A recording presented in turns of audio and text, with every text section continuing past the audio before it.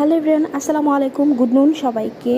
আর ঈদ মোবারক, ঈদ মোবারক, ঈদ মোবারক, ঈদুল আজহার অনেক অনেক দোয়া, ভালোবাসা এবং শুভেচ্ছা রইল সবাইকে। কে কোন জায়গা থেকে আজকে ঈদ সেলিব্রেশন করছেন অবশ্যই জানাবেন।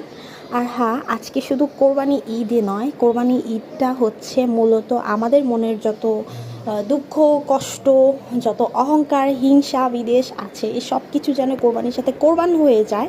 মহান আল্লাহ রাব্বুল আলামিন যেন আমাদের প্রত্যেকের নেক ইচ্ছাগুলো পূরণ করে এবং সমস্ত গুনাহ মাফ করে দেয়, সেই উদ্দেশ্যেই মূলত কোরবানিটা দেওয়া। আর মুসলমানদের জন্য কিন্তু বছরে এই দুইটাই সবচাইতে বড় উৎসব বলা চলে। তো পবিত্র ঈদুল ফিতর চলে যাবার পরপরই ঈদুল আজহা কবে আসবে কবে আসবে সেই অপেক্ষা করতে করতে আজকে কিন্তু চলেই আসলো। আর এভাবে কিন্তু আজকের দিনটা কিন্তু আগামীকাল পাস্ট হয়ে যাবে। তো এভাবেই কিন্তু লাইফ থেকে আমাদের সময়গুলো চলে যাচ্ছে। সো শুধু উৎসবে মেতে থাকলে হবে না, মহান আল্লাহ তাআলাকে সবসময় স্মরণ রাখতে হবে, মোনাজাতে সবসময়, ইবাদতে স্মরণ রাখতে হবে, ভালো কাজে স্মরণ রাখতে হবে।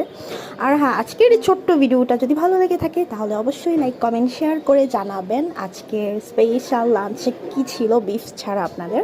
তো আমার শ্বশুরবাড়িতে যেহেতু অয়েলি ফুড খুব একটা খায় না বা রিচ ফুড খুব একটা পছন্দ করে না, তবে এখন কুরবানি যেহেতু এখন তো খাবেই, সো তেল মশলা এগুলো কম দিয়ে জাস্ট বিফ রান্না করা হচ্ছে। একদম সিম্পল আইটেম, মানে সাদামাটা আইটেম আজকের লাঞ্চ। আর সাথে ছিল প্লেন রাইস বা সাদা পোলাও। তো এই ছিল আজকের ভিডিও। যদি ভালো লেগে থাকে অবশ্যই কমেন্ট করবেন। Thanks for watching my video. আল্লাহ হাফেজ।